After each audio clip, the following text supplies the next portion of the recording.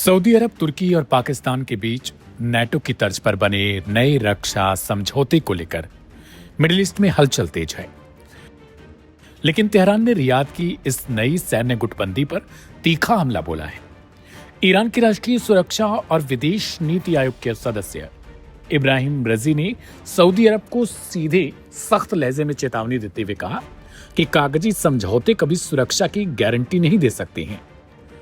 रजी ने रियाद को उसके अतीत की याद दिलाते हुए कहा कि जिस तरीके से अमेरिका पर दशकों की एक तरफा निर्भरता उसे सुरक्षा नहीं दे पाई है, उसी तरीके से बाहरी ताकतों से सुरक्षा की भीख मांगने की बजाय सऊदी को अपनी नीतियों में सुधार करना चाहिए। यह चेतावनी एक ऐसे वक्त पर आई है जब ईरान अपनी संप्रभुता पर किसी भी अमेरिकी या इस्राएली हमले का मुंहतोड़ जवाब देने के लिए पूरी तरीके से तैयार है।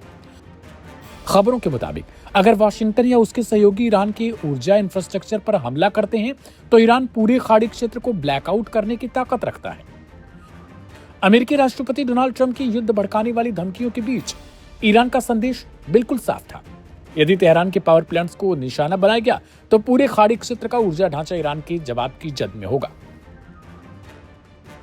बाहरी गुटबंदी के भरोसे बैठे खाड़ी देश इस जमीनी हकीकत को नजरअंदाज नहीं कर सकते।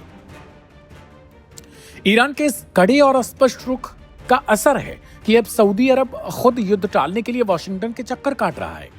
सूत्र बताते हैं कि क्राउन प्रिंस मोहम्मद बिन सलमान ने अमेरिकी राष्ट्रपति ट्रंप से मिन्नतें की हैं कि वे ईरान पर बड़े सैन्य हमलों की अपनी योजना पर पुनर्विचार करें।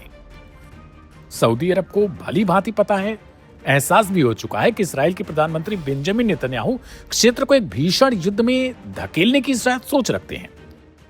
रियाद जानता है कि अगर ईरान के साथ सीधी टक्कर हुई तो कोई भी इस्लामिक नेटो या फिर अमेरिकी छतरी उसकी रक्षा नहीं कर पाएगी।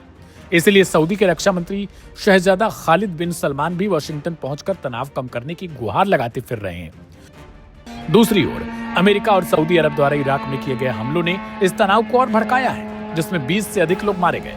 इराक ने इसे अपनी संप्रभुता का खुला उल्लंघन करार दिया और इराकी प्रधानमंत्री ने सऊदी क्राउन प्रिंस सलमान के साथ अपनी प्रस्तावित बैठक भी रद्द कर दी।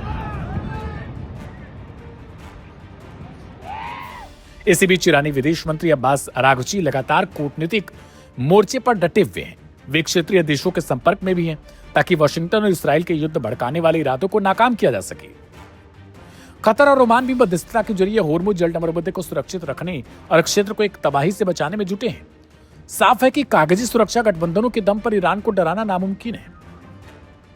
पश्चिमी एशिया का भविष्य इस बात पर भी निर्भर करेगा कि खाड़ी देश अमेरिका और इस्राएल के बहकावे में आकर युद्ध का रास्ता चुनते हैं या फिर ईरान के साथ क्षेत्रीय सहयोग और शांति का फैसला करते हैं। अब ये गेंद पूरी तरीके से रियाद के पाले में है और उसके सहयोगियों को करना है, क्योंकि ईरान अपनी सीमाओं की सुरक्षा के लिए तैयार दिखाई दे रहा है।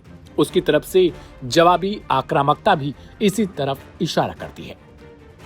ऐसे में तुर्की, पाकिस्तान और फिर सऊदी अरब की इस रक्षा डील के बाद आगे का क्या रुख होगा, यह अपने आप में बहुत बड़ा सवाल है।